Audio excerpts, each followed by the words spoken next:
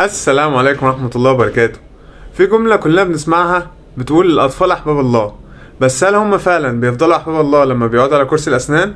مظنش. في الفيديو ده شوية تبس كده عشان نعرف ازاي نتعامل مع الأطفال صح في العيادة، فيلا بينا.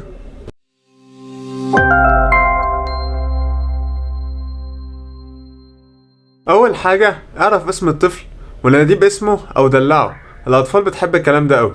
حاول تفتح نفس الطفل بألوان حلوة وصور حلوة في العيادة عشان يختارك ويجي يتعالج عندك.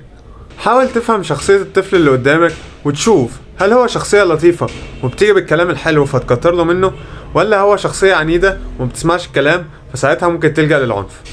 حاول ما تخليش الزيارة طويلة وتزهقه منك، عشان هو لو زهق منك ممكن ما عادش يجيلك تاني. امدح الطفل وخليه يتفاعل معاك وخليه يخرج من العيادة وهو مبسوط، ما تحسسوش ان هو جاي يتعذب.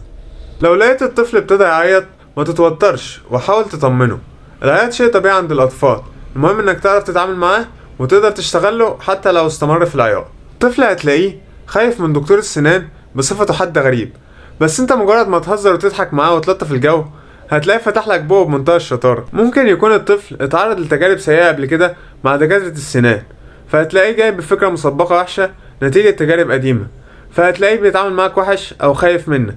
فانت دورك هنا انك تستغير الفكرة دي عنده وتخليه يرجع يحب دكاترة السنان من تاني. ما ينفعش اقول للطفل انا هديك حقنة البنج وهتحس بشكة، لا، اجيبها له بحاجات تانية. يعني مثلا اقول له دلوقتي انا هحط لك العصير اللي بينيم السنة عشان نموت السوسة، ساعتها هو هيتقبل الموضوع ومش هيخاف وهتقدر انت تقوم بالعملية بدون اي مشاكل. اسمع الطفل وتفاعل معاه، خليك مستمع جيد زي ما انت دكتور شاطر. ممكن بكلمة واحدة من الطفل تغير لك التريتمنت بلان كلها. في قاعدة عندنا في التعامل مع الأطفال اسمها تل شو دو، وهي ان انا بقول للطفل انا المفروض هعمل ايه بلغة يفهمها، وبعدين اوريه وبعدين اشتغل. يعني دلوقتي نقول له اننا هنشيل السوسة اللي مسببه له الوجع، وبعدين اوري له الكونترا واشغلها له من غير البير، ساعتها هيطمن وهيعرف ان الموضوع بسيط وهقدر اشتغل عادي من غير مشاكل. بس اياك ثم اياك انك توري له حقنة البنج، اغلب الاطفال بتخاف منها. فانت لو عايز تديله البنج قول له يغمض عينيه ويفتح بقه وبعدين اديله البنج عادي. ممكن الطفل وانت شغال ليه يدي ردة فعل غير متوقعة، فانت لازم تكون جاهز لأي حاجة، ولو اتحرك تتحرك معاه، بس خلي بالك اهم حاجة سلامة الطفل وانه ما يتعورش. في طفل بيكون كوبرتيف وفي طفل بيكون ان كوبرتيف.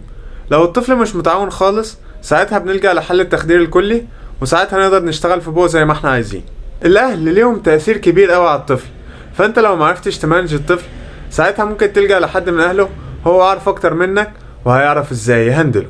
في اخر الزيارة ادي الطفل هدية وفرحه، او اطلب من حد من اهله ان هو يجيب له هدية بعد الزيارة عشان يحب يجيلك تاني.